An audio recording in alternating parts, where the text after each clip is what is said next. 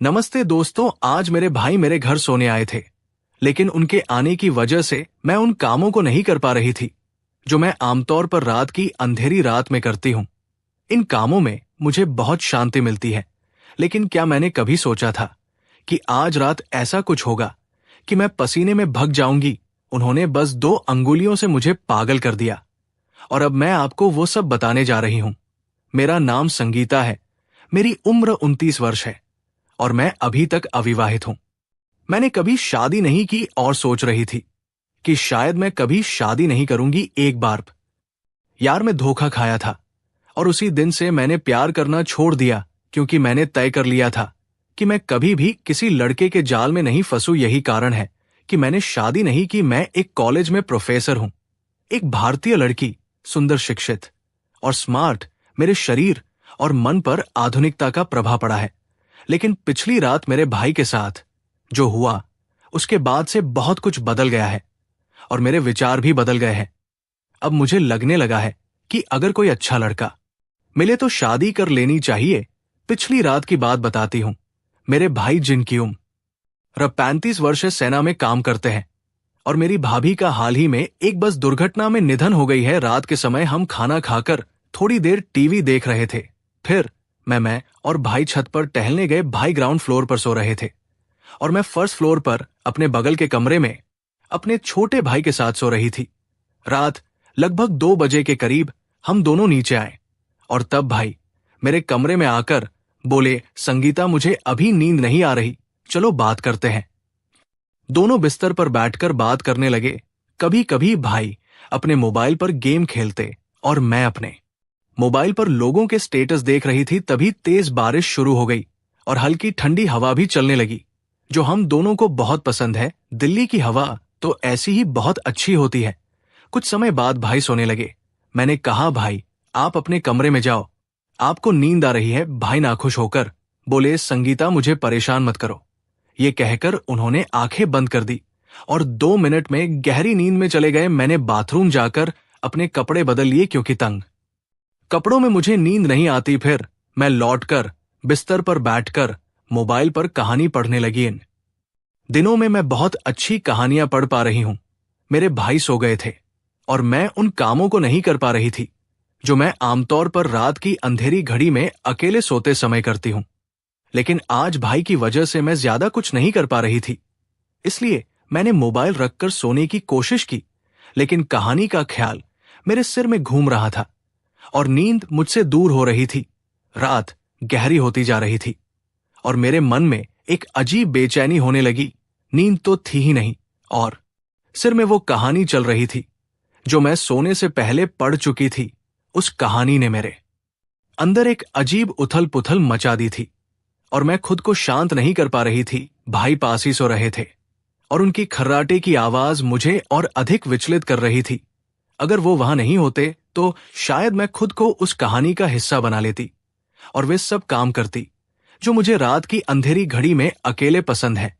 लेकिन रात का ये अनुभव थोड़ा अलग था। मैं अपने ही विचारों में डूब गई थी। अचानक भाई ने करवट बदली और सीधे बैठ गए। मेरी आंखें अनजाने में उसी ओर चली गई और जो मैंने देखा उसे देखकर मुझे शर्म आ गई। मेरे भाई ने बहुत पतला धोती पहन रखा था और उसके कारण ऐसा कुछ दिखाई दे रहा था जिसे देखकर मेरी स्थिति और जटिल हो गई। शर्म तो दूर की बात, मैं अपनी नजरें उनकी ओर से हटा भी नहीं पा रही थी। मन में एक अजीब बेचैनी चल रही थी। एक तरफ मैं खुद को नियंत्रण में रखने की कोशिश कर रही थी और दूसरी ओर मेरे अंदर की बेचैनी बढ़ती जा रही थी। सच्चाई यह है कि अब मैं खुद को सहज नहीं कर पा रही थी। हर पल ऐसा लगता था कि अगर मैं खुद को नियंत्रण में नहीं रख सकी कि तो कुछ भी हो सकता है और इस स्थिति से बाहर निकलना मेरे लिए असंभव हो जाएगा। मेरे दिल की धड़कन तेज हो गई और मन में डर समाने लगा कि अगर कुछ गलत हो गया तो भाई मेरे बारे में क्या सोचेंगे। भाई की नजरों में मैं कैसे दिखूंगी, ये सवाल मुझे और भी बेचैन कर रहा था। लेकिन दूसरी तरफ मेरे मन में एक गहरी इच्छा भी थी जो मुझे बार बार उसी दिशा में खींच रही थी। जैसे मैं जो सोच रही हूं उसे पूरा कर दूं। मेरे भीतर का द्वंद अब चरम पर था। हर पल मैं खुद से लड़ रही थी। पुराना किस्सा फिर से मेरे सामने आ रहा था और इसी वजह से मेरी इच्छाएं और बढ़ती जा रही थी। अब सवाल था कि क्या मैं अपने भाई को इस तूफान से बचा पाऊंगा या भाई मुझे अपने कब्जे मिले लेंगे। रात का माहौल पहले से ही अजीब था और उस पर भाई का फोन बज उठा। शायद किसी ने उसे संदेश किया था और फोन मेरे पास रखा था क्योंकि भाई ने उसे सोने से पहले चार्जिंग में लगाया था। भाई गहरी नींद में थे, लेकिन फोन पर एक के बाद एक संदेश आ रहे थे और उनकी आवाज मेरी बेचैनी को और बढ़ा रही थी। मैंने सोचा कि फोन को साइलेंट कर दूं ताकि आवाज बंद हो जाए, लेकिन तुरंत ही मेरे मन में यह सवाल उठा कि इतनी रात को भाई को कौन संदेश कर रहा है मुझे। भाई का पासवर्ड पता था, इसलिए बिना किसी झिझक के मैंने उनका फोन चेक कर लिया। स्क्रीन पर जाते ही देखा कि भाई की गर्लफ्रेंड एक के बाद एक संदेश भेज रही थी। एक अजीब जिज्ञासा ने मुझे घेर लिया और मैं सोचने लगा कि आखिरकार उस वीडियो में क्या था। मैंने एक बार भी वीडियो नहीं देखा था। वीडियो चलाते ही मेरी आंखें ठहर गई। जो मैं देख रहा था उसे समझ ही नहीं पा रहा था। वीडियो में जो दिखाया जा रहा था वो मैंने कभी सोचा भी नहीं था। एक वीडियो खत्म होते ही मुझ में अगले वीडियो को देखने की तीव्र इच्छा जाग उठी। मैंने अगले वीडियो पर क्लिक किया और पल में ही सभी वीडियो देख डाले। हर वीडियो ने मेरी स्थिति को और खराब कर दिया। मैं समझ नहीं पा रहा था कि मैं ये सब क्यों देख रहा हूं और ये मुझे इतना पसंद क्यों आ रहा है। फिर भी मैं रुक नहीं सकता था। मेरे हाथ कांप रहे थे, लेकिन मेरी आंखें स्क्रीन से हिल नहीं रही थी। समय बीतने के साथ मेरी बेचैनी बढ़ती जा रही थी। मैं अपने साथ लड़ाई कर रहा था। मैं क्या कर रहा हूं? ये सवाल बार बार मेरे दिमाग में घूम रहा था, लेकिन मैं खुद को नियंत्रित नहीं कर पा रहा था। उन वीडियो ने मेरे अंदर का तूफान और बढ़ा दिया था। अब मेरे अंदर एक अजीब साहस आ गया था, या कह सकते हैं कि मैं अपनी इच्छाओं के सामने बेबस हो गया था। मैंने तय कर लिया था कि जो होगा देखा जाएगा। अब मैं वही कर रहा था जिसे मैंने लंबे समय से रोकने की कोशिश की थी। मेरे हाथ कांप रहे थे, दिल की धड़कन तेज हो रही थी। मैं धीरे धीरे भाई के पास गया और उनके बगल में लेट गया। कुछ ऐसा हुआ जैसे कुछ भी नहीं हुआ हो। सब कुछ हड़कंप में पड़ गया था, लेकिन मैंने खुद को संभाले रखा। थोड़ी देर तक मैंने सोने का नाटक किया ताकि अचानक वे जागे तो ये सोचे कि मैं गहरी नींद में हूं। दिल की धड़कन तेज हो रही थी, लेकिन मेरे चेहरे पर शांति का चिन्ह था। फिर मैंने धीरे धीरे अपने पैर भाई के ऊपर रख दिए, जैसे कि सोते हुए अनजाने में एक पल के लिए रुक गया और भाई हिलने का इंतजार कर रहे थे, लेकिन कोई हलचल नहीं हुई। वो अभी भी गहरी नींद में थे। मैं उनके पैरों के नीचे उनकी गर्मी महसूस कर रहा था और उनका शरीर शांत था, लेकिन उनके मन में एक और कहानी चल रही थी। मेरे पैरों के नीचे उनकी आकाश स्पष्ट महसूस हो रहा था और उनकी आवाज ने मेरे अंदर की सभी जटिलताओं को और बढ़ा दिया। मेरा दिल धड़क रहा था और वो डर जो मुझे हमेशा रोकता था अब स्पष्ट हो रहा था। अब मैं खुद को नियंत्रित नहीं कर पा रही थी। जैसे जैसे समय बीत रहा था मेरी इच्छाएं और मजबूत हो रही थी। मुझे पता था कि अगर अब खुद को नियंत्रित नहीं किया तो ऐसा कुछ होगा जिसका लौटना संभव नहीं होगा।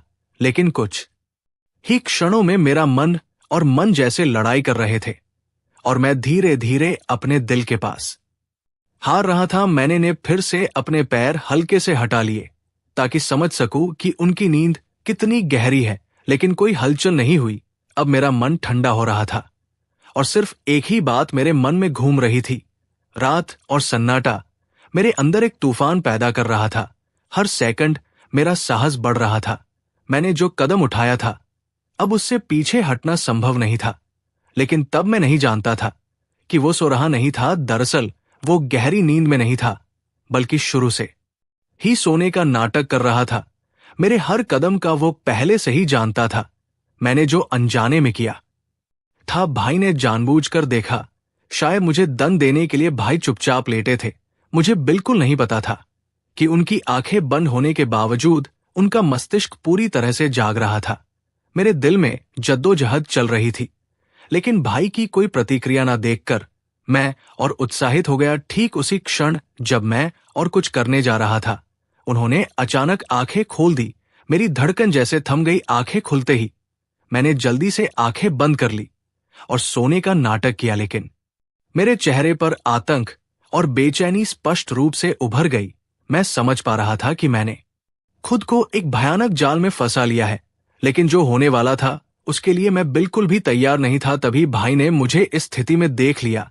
कुछ कहने से पहले उन्होंने बिना किसी शर्म या हिचकिचाहट के आगे बढ़े। फिर जो हुआ वो मेरे लिए एक गहरा आघात था। लगातार 4 घंटों तक उन्होंने मेरे साथ ऐसा कुछ किया जो मैं कभी नहीं भूल पाऊंगा। उन क्षणों ने मेरी पूरी दुनिया को बदल दिया।